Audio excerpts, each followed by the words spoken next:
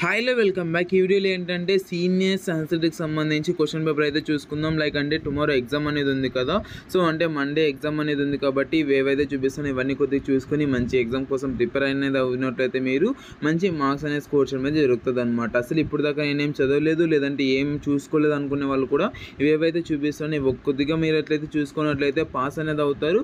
కంపల్సరీగా ఒక 50+ మార్క్స్ అనేది వస్తాయి. అండ్ నేను ఏవేవైతే చూపిస్తానో అండ్ టెలిగ్రామ్లో కూడా సెండ్ చేశాను ఆల్రెడీ.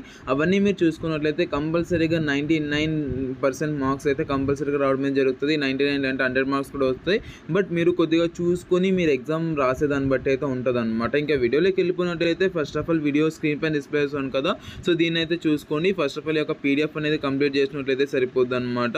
ఈ యొక్క పీడిఎఫ్లో నేను ఏవైతే చూపిస్తున్నానో ఇవన్నీ కొద్దిగా ఫస్ట్ ఆఫ్ ఆల్ చూసుకోండి. అండ్ ఈ పీడిఎఫే కాదన్నా ఇంకా పీడిఎఫ్ అయితే చూపిస్తాను, అది కూడా మీరు అయితే చూసుకోవాల్సి ఉంటుంది అనమాట. సో అవి కూడా చూసుకోండి, ఇవి కూడా చూసుకోండి.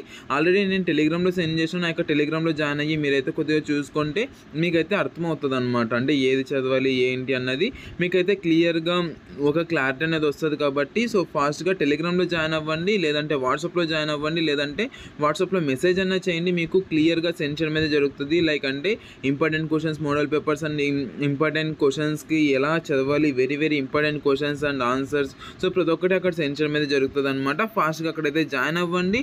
సో మీరు అంటే ఏం ఆలస్యం చేయకుండా అక్కడైతే జాయిన్ అయ్యి మీరైతే అక్కడ చూసుకుంటారు అనేసి అనుకుంటున్నాను.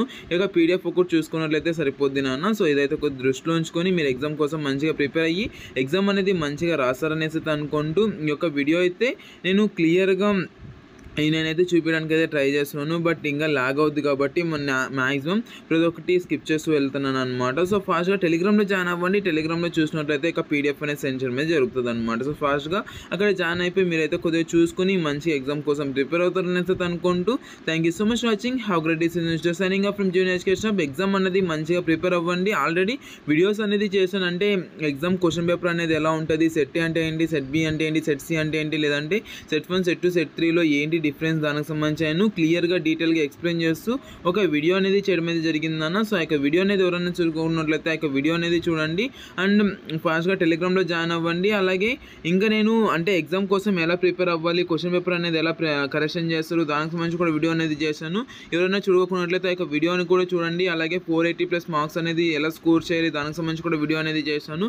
సో ఎవరైనా చూడకున్నట్లయితే ఆ యొక్క వీడియోస్ అన్ని చూస్తారనేసి అనుకుంటూ thank you so much watching. Have great is signing up from junior education. మీ యొక్క పీడిఎఫ్స్ అన్ని మీరు చూసుకున్నట్లయితే మీరైతే మంచి మార్క్స్ స్కోర్ చేయడం మీద జరుగుతుంది అనమాట. So all the best to exams guys. Exam అయిపోయాక ఎగ్జామ్ అనేది ఎలా రాశాను అనేది తప్పకుండా కామెంట్ సెక్షన్లో కామెంట్ చేస్తారనేసి అనుకుంటూ థ్యాంక్ యూ అండ్ జై Hind. Have great is signing up from junior education.